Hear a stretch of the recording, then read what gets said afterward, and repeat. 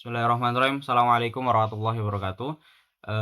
Sebelumnya teman-teman, perkenalkan nama saya Aiman Hama Abdurrahman, mahasiswa UIN Raden Mas Surakarta, prodi PAI, kelas 2F semester 2, dengan NIM akhir 224. Tujuan video ini dibuat merupakan jawaban daripada soal ujian saya. Soal ujian saya yaitu mata kuliah Tafsir Tarbawi, yang insya Allah pertanyaannya akan saya jawab di video ini. Nah, pertanyaan pertama ialah mengenai pengertian tarbiyah, taklim, dan juga tadris. Dan bagaimana dalil-dalil daripada Al-Quran dan penjelasan para ulama. Kita masuk pembahasan pertama yaitu taklim. Taklim sendiri kata para ulama merupakan pengertiannya naklul ma'rifati minal muallimi ilal muta'allim. Proses pentransferan ilmu atau ma'rifat atau pengetahuan dari seorang guru kepada muridnya. Dan titik fokus daripada ta'lim itu sendiri yaitu perpindahan atau bagaimana seorang murid itu mendapatkan keilmuan-keilmuan dari seorang guru, pengetahuan-pengetahuan dari seorang guru. Itulah fokus daripada ta'lim itu sendiri. Dalilnya apa? Dalilnya dengan ayat Al-Quran surah Al-Baqarah ayat 31. A'udzubillahi minasyaitonirrajim. Wa 'allama Adama al-asma' kullaha tsumma 'aradahum 'alal malaikati faqala anbi'uni bi asma'i haula in kuntum shadiqin. Shadaqallahul 'adzim. Di dalam tafsir Sofwatut Tafasir karya Syekh Ali As-Sabuni rahimahullahu taala dikatakan wa 'allama di sini 'allamahu 'allamallahu Adam. Allah mengajarkan Nabi Adam isma kulli syai', nama-nama jenis-jenis seluruh benda seluruhnya itu diajarkan oleh Allah Subhanahu wa taala. Nah, ini bentuk pentransferan ilmu dari Allah Subhanahu wa taala kepada Nabi Adam ini disebutkan yang namanya taklim.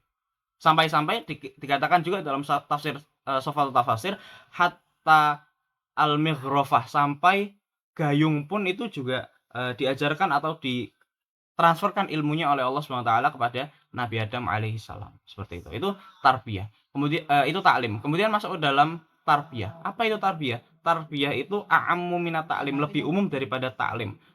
Lebih luas cangkupannya daripada taklim. Jadi tarbiyah itu meliputi daripada taklim itu sendiri. Taklim berada pada wilayah tarbiyah itu. Nah, tapi tarbiyah ini sendiri ada pengertiannya juga. Tarbiyah itu kata para ulama, kata Syekh Ali As-Sabuni dalam tafsirnya juga, at-tarbiyatu islahu syu'unil ghair wa ri'ayatu amrihi. Membenahi urusan, membenahi perkara-perkara orang lain, wa ri'ayatu amrihi, dan mengurusi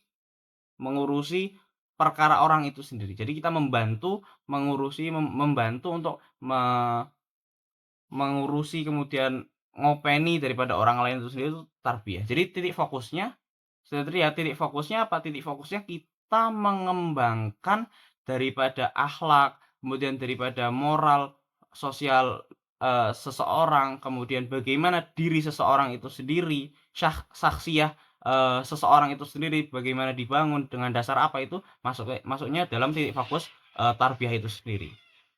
Nah, dengan dalil Al-Quran yaitu Al-Fatihah ayat 2, alhamdulillahirabbil alamin. Kemudian di surah lain waqfid lahuma janahadzulli minar rahmati wa qur rabbilhamhuma kama rabbayani shaghira.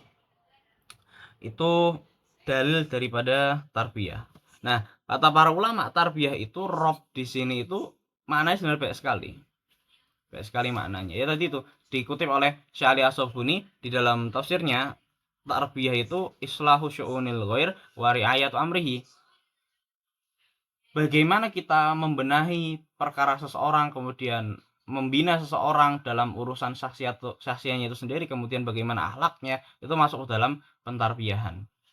Nah, di dalam tafsirnya juga Rob itu juga maknanya banyak sekali. Selain daripada pentarbiyahan, ada juga Al-Malik yang menguasai, kemudian Al-Ma'bud yang disembah, kemudian al-muslih, kemudian ada juga as-sayyidul muta' dan lain-lainnya. Itu pengertian daripada Rabb sendiri. Tapi di ayat alhamdulillahirabbil alamin kemudian di waqfid lahuma itu Rabb di sini diartikan sebagai al-malik, malikul alamin, raja atau penguasa daripada seluruh alam. Itu tarbiyah. Kemudian masuk ke dalam tadris. Tadris ini tatbiki li amaliyati at-ta'lim. Tatbiki li amaliyati ta'lim. Proses atau penataan proses dalam pembentukan atau proses dalam pembelajaran taklim atau pembelajaran tarbiyah itu sendiri. Jadi tadris itu lebih fokus ke bagaimana prosesnya atau bagaimana kaifiyatunya. Bagaimana cara seseorang menyampaikan, bagaimana cara seseorang mentaklim, bagaimana cara seseorang mentarbiyah seseorang, itu masuk dalam lingkupan tadris itu sendiri. Jadi dari sini bisa kita ketahui bahwa tadris itu titik fokusnya ada di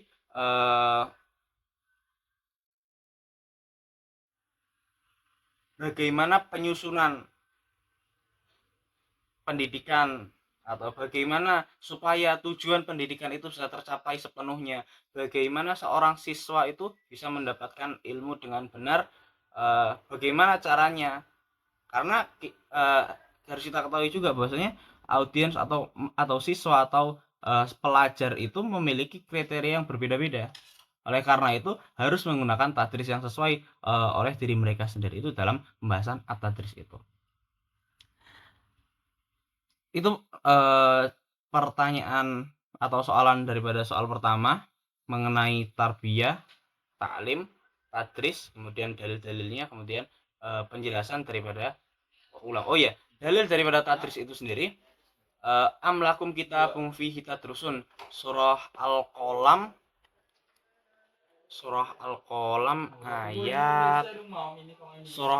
ayat 37. Seperti kalau salah. Al-Qalam ayat 37. Nah, tadrusun di sini kita masuk ke tadris lagi. Tadrusun di sini kata para ulama, kemudian Syekh Ali As-Subki juga menjelaskan dalam Sofatut Tafasirnya, tadrusun ay taqra'un wa tadrusu nafihi. Kamu membaca dan kamu mempelajari apa-apa yang ada di dalamnya.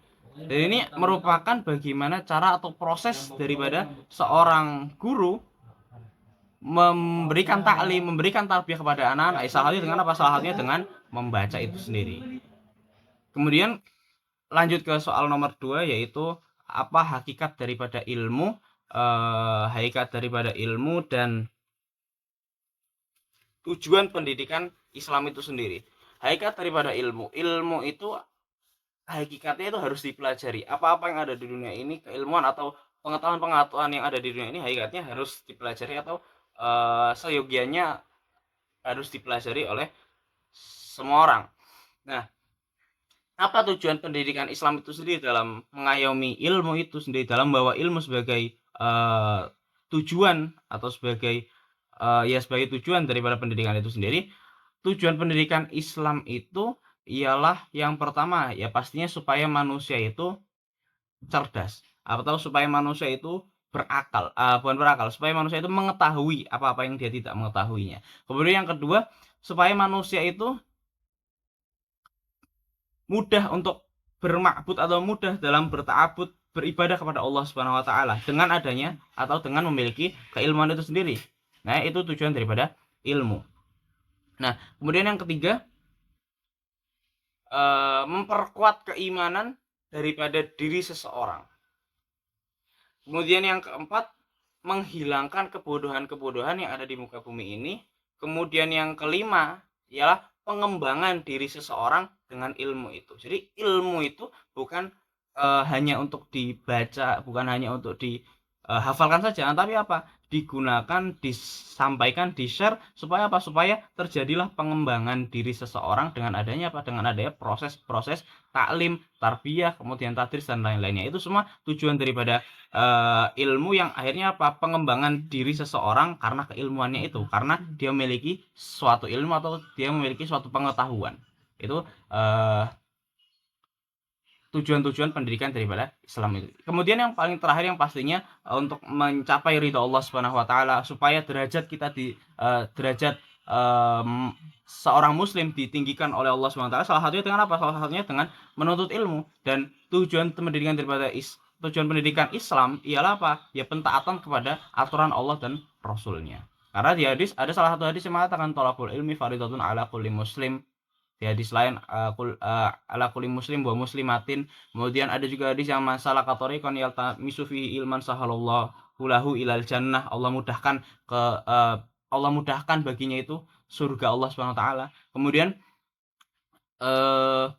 di dalam surah Al-Mujadalah ayat 11 Allah berfirman, a'udzubillahi minasyaitonirrajim, yarfa'illahu alladhina amanu minkum walladzina utul ilma darajat. Allah mengangkat orang-orang yang beriman di antara kalian, dan Allah mengangkat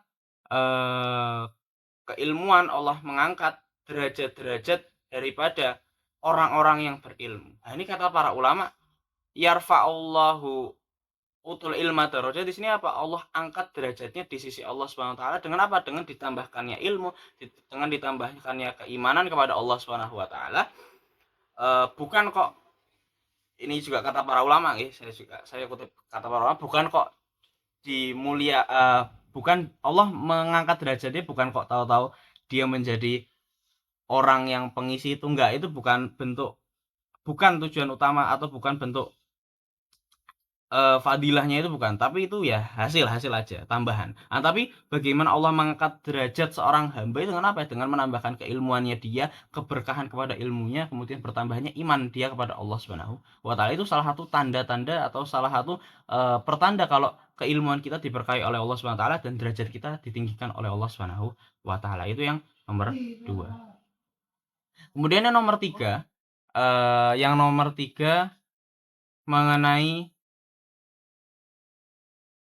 nomor 3 itu penjelasan atau makna, jelaskan maksud dari teks kitab Shofah Tafasir berikut. Dalam kitab Shofah Tafasir dijelaskan, qala al-Qurtubi hadzal ismu Allahu akbar asmahu subhanahu wa ajma'uha wa huwa ismun limawjudil haqqi al-jami' li sifatil ilahiyah wal man'ut bi nu'utir rububiyah wal al-munfarid bil wujudil haqiqi la ilaha illahu subhanahu.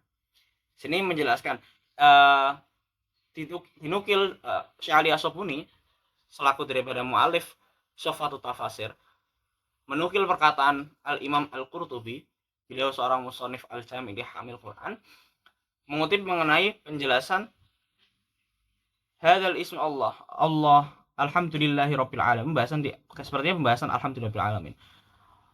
Allah itu merupakan nama yang agung sekali, dan Allah itu maujudul haq, wujudnya itu ada, keberadaan eksistensinya ada, wujudnya ada. Al-jami' li sifatil ilahiyah, yang Allah ini seluruh sifat daripada ilahiyah itu pasti ada di dalam dirinya itu sendiri. Tidak mungkin tidak ada, atau tidak mungkin Allah itu memiliki kekurangan sama sekali, tidak mungkin Allah memiliki kecacatan. Karena apa? Karena Allah merupakan Tuhan yang benar, yang memiliki al-jami' li sifatil ilahiyah, al-man'utu bi nu'utir rububiyah, dan Allah itu yang disifati dengan sifat-sifat rububiyah, rob-robnya atau pemeliharaan atau rububiyahnya Allah SWT. Al-munfaridu bil wujudil haqiqi la ilaha illahu subhanahu. Tidak ada Tuhan selain Allah Subhanahu wa taala. Karena apa? Karena hakikat daripada Tuhan, hakikat daripada Tuhan yang Maha Esa ya hanya Allah Subhanahu wa taala. Seperti itu. Kemudian jelaskan sini, Rabbu ar-Rabbu mustaqun mustaqun minat tarbiyati wa hiya islahu syu'unil ghairi wa ri'ayatu amrihi.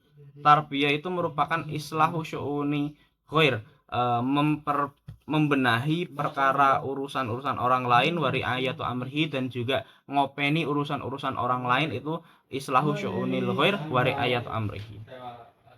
Wa Rabbu yutlaqu ala adatin ma'anin wa hiya al-malik. Rabb itu juga ternyata disandarkan dengan makna-makna banyak sekali, memiliki makna-makna banyak sekali selain daripada makna pecahan daripada tarbiyah. Rabb itu al-malik, raja, wal muslih, dan yang membenahi, wal ma'bud, dan juga yang disembah, wa sayyidul muta', dan yang berhak untuk ditaati, Tuhan yang berhak untuk ditaati. Ya, semua ini mencakup daripada Allah SWT. Allah juga malik, Allah raja, Allah itu juga muslih, yang membenahi, yang mengurusi perkara-perkara hamba-hambanya. kemudian wal ma'bud dan juga yang berhak disembah, la ilaha illallah, kemudian ya pokoknya yang berhak disembah itu hanya Allah Subhanahu wa taala, wa sayyidul muta, dan yang berhak atau dan tuan atau orang yang tinggi, sayyid yang berhak ditaati ya hanya Allah Subhanahu wa taala.